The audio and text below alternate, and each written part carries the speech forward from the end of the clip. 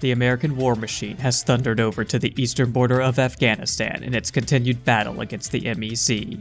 Jalalabad dominates the entrances to the Lagman and Kunar valleys and is the first stop for men and supplies streaming across the Pakistani border into Afghanistan. It's a crucial training and logistical outpost of the MEC forces, who are holed up in the heart of the city awaiting an impending US onslaught with bated breath. This city is a strategic capture point and must be taken at any cost. This video is going to be a map analysis of the Road to Jalalabad map from Battlefield 2. We'll be looking at the real-life inspirations for the map, as well as the environment and layout of the map itself. We'll also be going over the flag points and equipment that both the USMC and MEC forces have at their disposal here.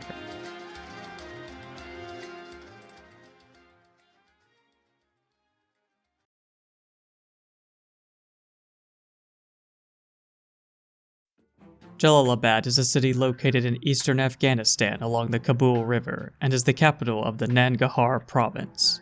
It is one of the 5 largest cities in Afghanistan. The city has an important strategic position as it acts as the entrances to both the Lagman and Kunar valleys. It also handles much of Afghanistan's trade with both Pakistan and India.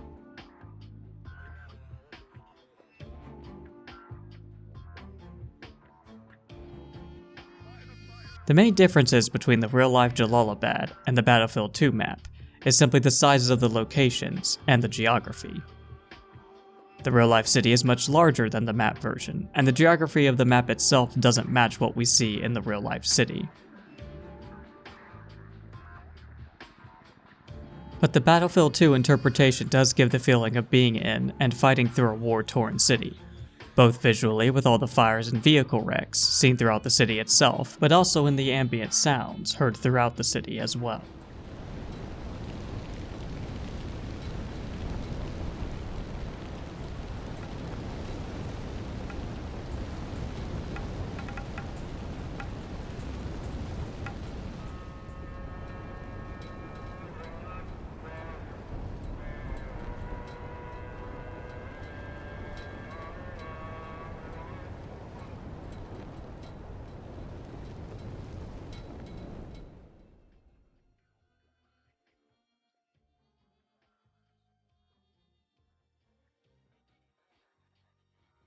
The number of control point locations varies depending on what size version of the map one is playing on.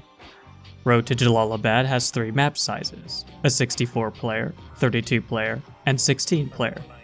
I'll be focusing on the 64-player version, as the 32 and 16-player versions of the map are the same, except that they have less control points to capture due to their reduced play space and smaller player count. But I'll denote on the screen which control point locations are available on each versions of the map as I go through them. This is a Conquest Assault map. It is similar to a standard Conquest map, in that the goal is to reduce the other team's tickets to 0 in order to win. However, one team acts as the attacker and another acts as the defender. The attacker always has a main base that cannot be captured, and they start off with more tickets than the defender. The defender does not have a main base, but starts off owning a majority of the control points on the map. If the attacker can capture all the defender's points and eliminate all of its players, then they will win the game. However, if the defender can hold on to a majority of the points on the map, then they will win by reducing the attacker's tickets to 0. The 64-player version of Road to Jalalabad has a total of 8 control points. Only 1 neutral point can be found on the map, and it is called the Lake. And only 1 main base, which is owned by the USMC, called the USMC Staging Area. The capturable MEC control points on the map are the Outpost, the Fountain, the Junkyard, the Hotel, the Market, and the Mosque.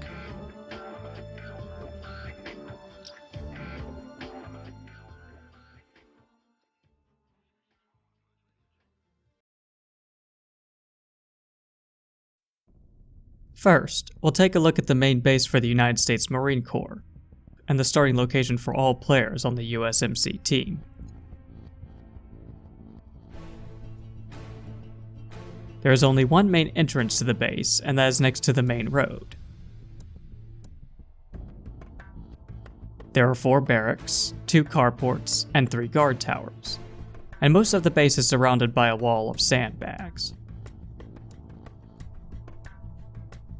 For the commander's support structures, the UAV trailer is located here in the middle of the base, the radar station is located here at the edge of the base, and the 3 LW-155 artillery guns are located in 3 different positions just outside of the base.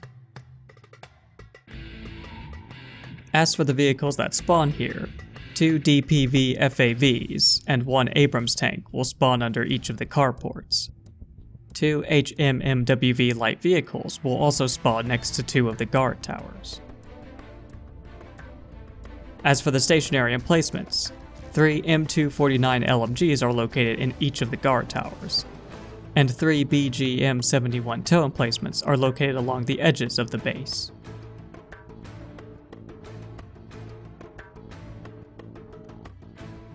The lake is the only neutral point on the map.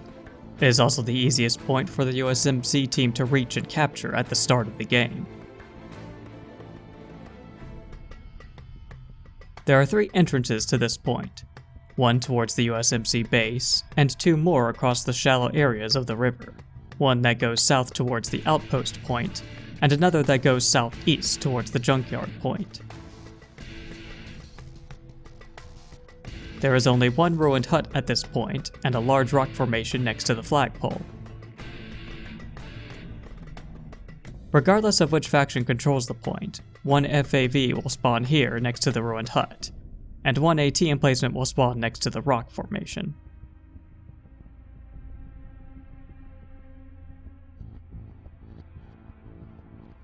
The Outpost is the first MEC controlled point on the map. This point also guards the main entrance to the city of Jalalabad. The 2 entrances at this point are along the main road. There are 2 barracks and 4 guard towers here. The outpost is also surrounded by a wall of sandbags. There is 1 D-30 artillery gun that is located in the southeast corner of the outpost. If the MEC control the point, 2 light vehicles will spawn here, those being GAZ 3937 Vodniks. If the USMC control the point, then 1 HMMWV light vehicle and 1 Abrams tank will spawn here. For the stationary emplacements, 2 RPK LMGs are located in the 2 guard towers at the west entrance of the base, and an AT gun is located in the southwest corner of the base, with a pile of rocks in front of it.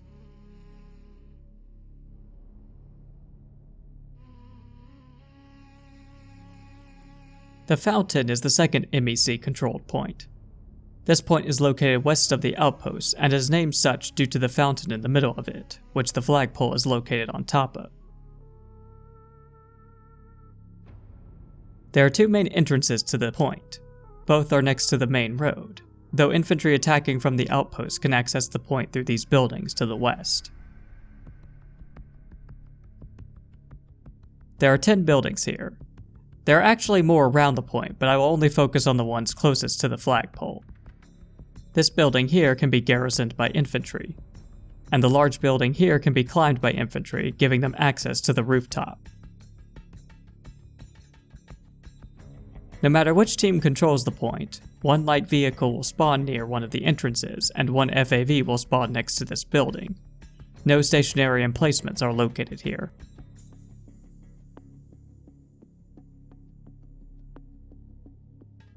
The Junkyard is the third MEC-controlled point. For the MEC, this is the closest point to attempt to capture the neutral lake across the river. There is 1 main entrance into this point, and that is here, with the opening in the metal fence that vehicles can drive through. But there are other small entrances to the point that only infantry can use, particularly through these 2 large buildings. These buildings also have ladders on them that infantry can climb up in order to gain access to the rooftops. The point can also be accessed by jumping on these stacks of boxes and jumping over the metal fence. As mentioned, there are 2 large buildings here and 2 barracks at this point as well. No matter which team controls the point, 1 light vehicle and 1 FAV spawn here, and no stationary emplacements are located here.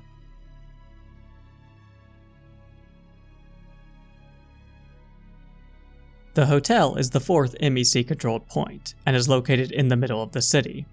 This point is pretty unique in that it is the crash site of what looks to be an F-35 plane, as we can see the wreckage of the plane on top of the hotel and below it at the entrance. The main entrance is located facing the intersection of the dirt roads, but there are two holes in the stone wall around the hotel that infantry can use to access the point. The hotel is the only building at this point, and it has a ladder that can be climbed to the top of it. The roof makes a great location for snipers, as it is the tallest building on the map. Another D-30 artillery gun is located here as well. Only one light vehicle will spawn here, no matter which team controls it, and one AT emplacement will spawn at the entrance of the hotel as well.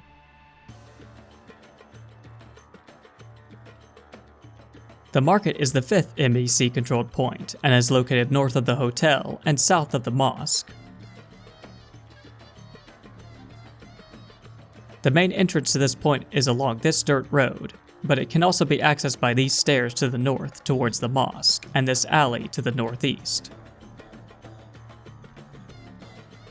There are two buildings here, a small one and a large one.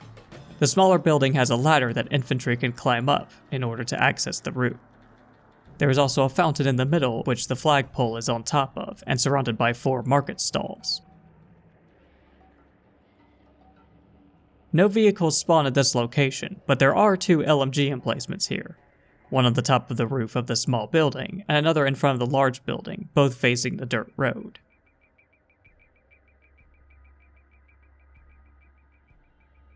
The sixth and last MEC-controlled point is the mosque.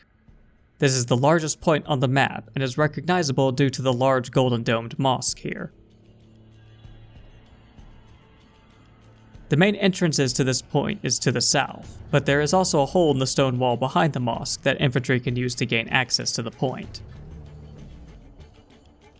The mosque itself cannot be climbed or entered, but these 2 buildings outside the walls have ladders that infantry can climb in order to access the rooftops. There are 3 commander support structures located here.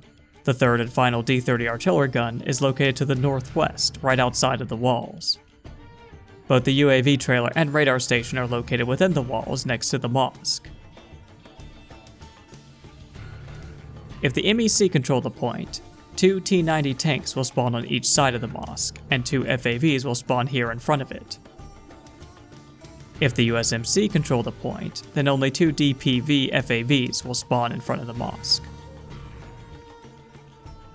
As for the stationary emplacements, 2 LMGs each are located in front of the UAV trailer and radar station, and 1 LMG is located in front of the mosque next to the flagpole.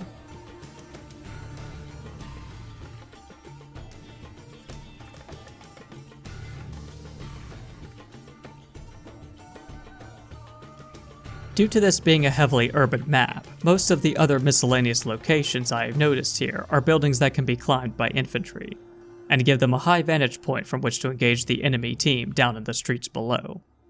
As you can see on the map, there are so many climbable buildings that it would take too long for me to go through all of them, and I've already gone over the ones at or nearby the control points. So I'll just mention a couple of the buildings that I think are worth going over in more detail. The first are these buildings near the hotel point. All 3 of these buildings can be garrisoned by infantry, as well as provide rooftop access up a flight of stairs from the interior. Heavy fighting tends to take place in this area if the USMC team is able to capture the points on the edge of the city and push the MEC back into the city interior.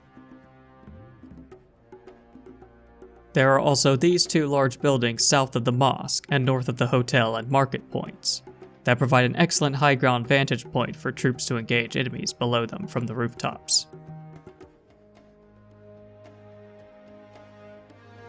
And the last one that I'll mention is this building on the edge of the city and the out of bounds zone.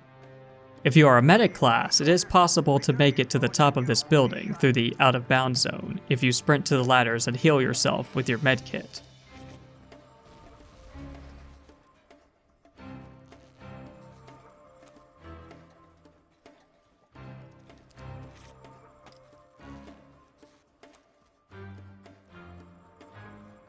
I tried this with other non-medic classes and was unable to do so, due to losing my health from being out of bounds and having no health bag in order to offset the lost health. There are a few stationary emplacements found throughout the city that are not part of the control points. There is an LMG east of the fountain in front of a large building. There is another LMG that is on top of this building facing towards the hotel, only accessible by climbing ladders and jumping from one roof to the next, and an AT launcher next to the main road northeast of the hotel point.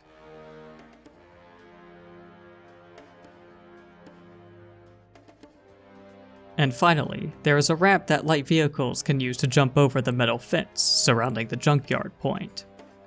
This is a fun way for players to infiltrate the point quickly and abruptly, as they fight their way across the battlefield of Road to Jalalabad.